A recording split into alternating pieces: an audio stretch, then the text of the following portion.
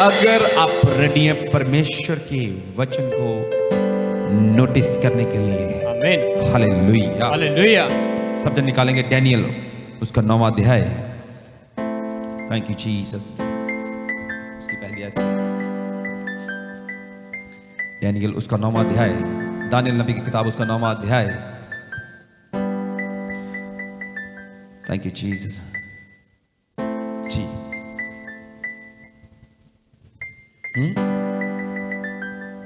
Ji thank you Jesus Lord. जी हाँ जी, डैनियल 9वां अध्याय उसकी पहली आयत से पढ़े, क्या लिखा हुआ वहां पे?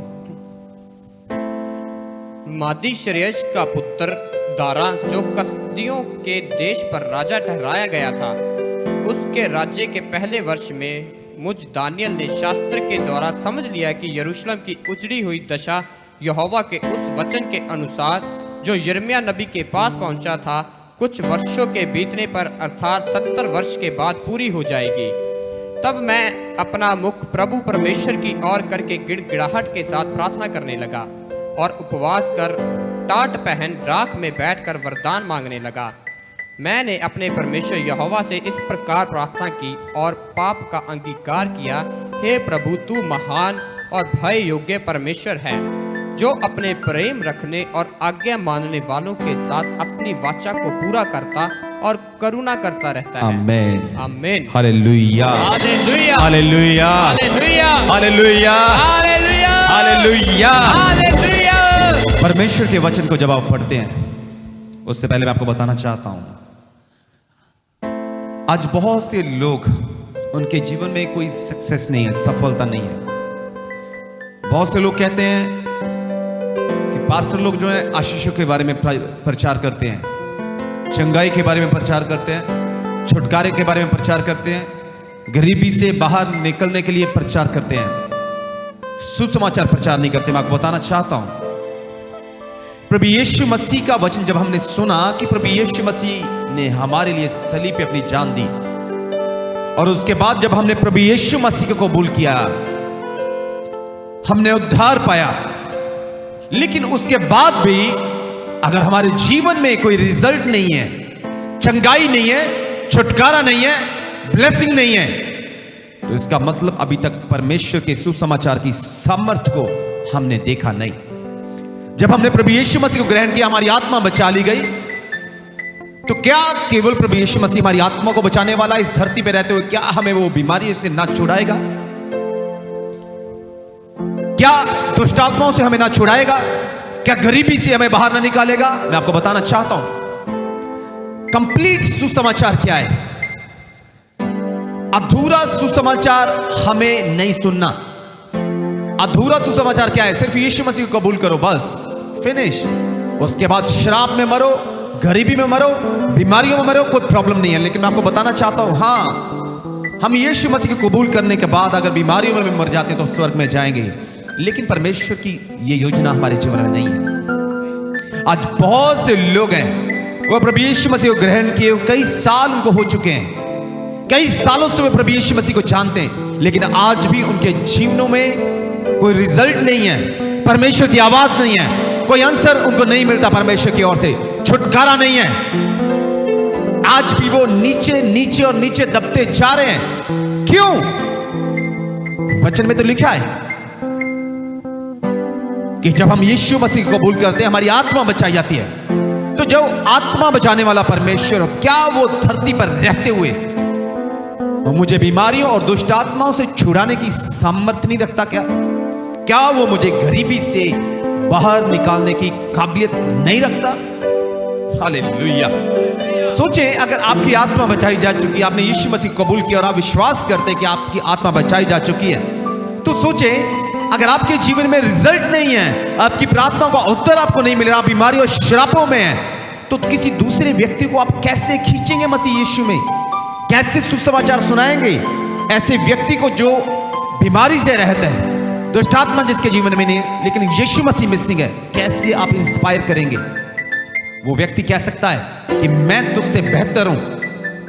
कौन से यीशु मसीह की तुम बात कर रहे हो जो आत्माओं को बचाता है? जैसे तुम ग्रहण करने की बात करते हो और तुम बीमारियों में, दुष्ट आत्मा में हो, गरीबी में हो, तो आपका क्या आंसर होगा? हालेलुया। जो पूरा सुसमाचार है वो ये है कि सिर्फ प्रभु यीशु मसीह हमारी आत्मा को नहीं बचाते, हमारी आत्मा का उद्धार नहीं होता, इस धरती पे रहते हुए भी वो हमें ब्लेस करते हैं। आज बहुत से लोग, उनके जीवनों में सफलता नहीं है, गरीबी है, बीमारी है, श्राप है, बंधन है, फेलियर है, हर तरफ बंद रास्ते नजर आते हैं। लेकिन हम हैं मसीह, क्यों ऐसा हमारे जीवन में है?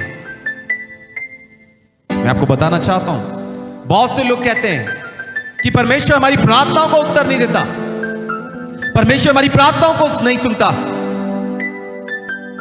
मेरे लिए तो परमेश्वर के पास कोई आंसर नहीं है। एक बात समझें, बहुत से मसीह ऐसे हैं, अगर आपकी बाइबल बंद है, मैं बार बार कहता हूं, अगर आपकी बाइबल बंद है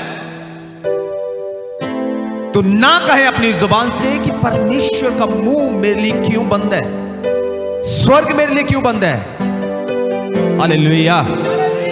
क्योंकि परमेश्वर जब भी बात करते हैं वो अपने वचन से बात करते हैं, और वचन तो मेरे जीवन में नहीं है। मेरी बाइबल बंद है, बाइबल को मैं रीड नहीं करता। अगर सोचे परमेश्वर का वचन ही मेरे जीवन में नहीं है तो परमेश्वर कैसे मुझसे बातचीत करेंगे? हालेलुया। और आप जब डैनियल नबी की किताब उसका 9वां अध्याय पढ़ते हो, वचन में लिखा डैनियल ये कोई नॉर्मल व्यक्ति नहीं है, कोई बीमारी इसके जीवन में नहीं है। जब आप ध्यान से इसके बारे में पढ़ते हो, ये कोई नॉर्मल व्यक्ति नहीं है। वचन में लिखा कि गुलाम बना के डैनियल को और दूसरे इस्राएलियों को एक देश में रखा गया है, लेकिन डैनियल,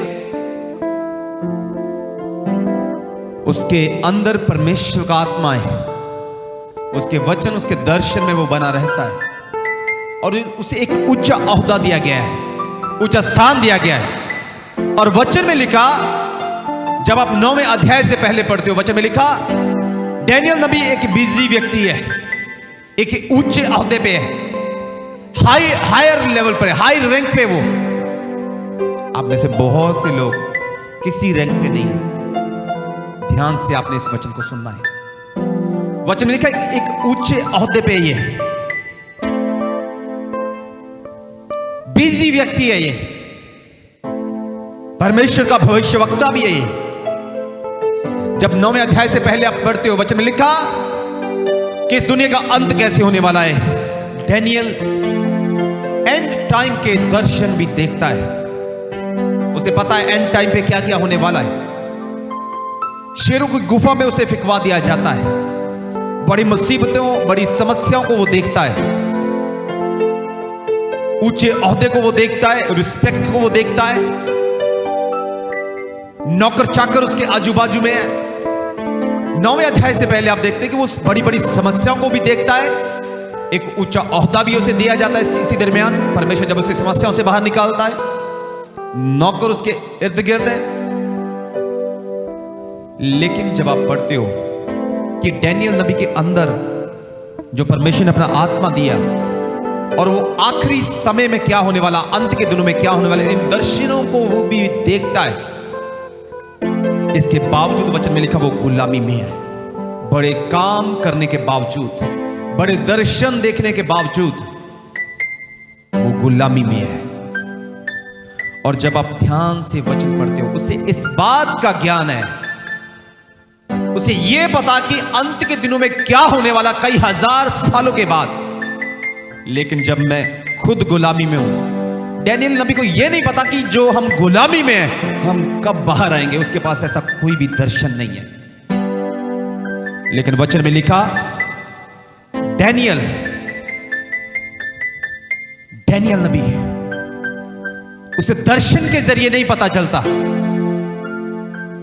कि इस गुलामी वाली दशा से हम कैसे बाहर जाएंगे। वचन में लिखा 9वां अध्याय उसकी दूसरी आयत में कि पवित्र शास्त्र को जब वो पढ़ता है उसे पता चलता है कि इज़राइल की ये जो दशा है, यरूशलेम की उजड़ी हुई दशा है, परमेश्वर का वचन कहता है 70 साल के बाद ये ठीक होने वाली है। Hallelujah, hallelujah. ध्यान से जब आप पढ़ते हो, दर्शन के जरिए नहीं, लेकिन परमेश्वर के वचन के जरिए इस बात को जानता है, उसे पता चलता है कि उजड़ी हुई दशा जो हमारी है, जब हम गुलामी में हैं, 70 साल के बाद हम आजाद होने वाले हैं। हालेलुया, उससे पहले नहीं। एक बात याद रखिए, आप में से बहुत से मसीह लोग जो मुझे देख पा रहे हैं, आप कह सकते हैं कि हम तो अच्छे रीति से प्रार्थना करने वाले हैं, परमेश्वर हमसे बातचीत करता है, हम एक अच्छी कलीसिया के मेंबर हैं। जब जब हम उस कलीसिया में जाते हैं, प्रार्थना करते हैं, परमेश्वर हमें छूता है, अपने आत्मा से हमें भरता है। आप कह सकते हैं, लेकिन वचन में लिखा, डैनियल भी बड़े दर्शन देखता है, लेकिन फिर भी गुलामी में। एक ऊंचा औहदा उसके पास है, फिर भी वो गुलामी में। मैं आपको बताना चाहता हूं, आपको परमेश्वर का आत्मा छूता है। किसी कलीसिया में आप जाते हैं, परमेश्वर का आत्मा आपको भरता है अपनी उपस्थिति से, लेकिन अगर आप वचन पढ़ने वाले नहीं, तो यह भी हो सकता है ये सारी चीजें होने के बावजूद भी आप बीमारियों में बने पड़े हो, आप समस्याओं में हो, आप बंधनों में हो, आप श्रापों में हो। हालेलुया। मैंने बहुत से लोगों को देखा है, जब जब वो कलीसिया में प्रार्थना करते हैं, वो आत्मा से भरते हैं, आउट ऑफ कंट्रोल हो जाते हैं, मनुष्यों के कंट्रोल से बाहर निकलते हैं, लेकिन परमेश्वर के आत्मा के कंट्रोल में वो होते हैं, लेकिन इसके बावजूद वो बीमारियों में, स्थिरता उनके जीवन में नहीं है। मैं आपको बताना चाहता हूं, सिर्फ एक सीक्रेट है, आज सफलता हमारे जीवनों में क्यों नहीं है? क्योंकि परमेश्वर का वचन हमारे जीवन में नहीं है। एक बात याद रखें, जो परमेश्वर डैनियल को अंत के दिनों में क्या होने वाला है, बड़े बड़े दर्शन दिखा सकता है, तो वो परमेश्वर यह भी बता सकता है कि डैनियल 70 साल के बाद तू आजाद होने वाला है, तेरे लोग आजाद होने वाले हैं। लेकिन एक बात याद रखें, जो परमेश्वर का वचन हमारे पास है और जो परमेश्वर का वचन हमने अपने अंदर नहीं भरा, जब तक परमेश्वर का वचन हमारे अंदर नहीं है, तब तक हम परमेश्वर की आवाज को सुन नहीं सकते, और परमेश्वर अपने वचन से बोलेगा और हमें पता नहीं चलेगा कि यह परमेश्वर की आवाज है।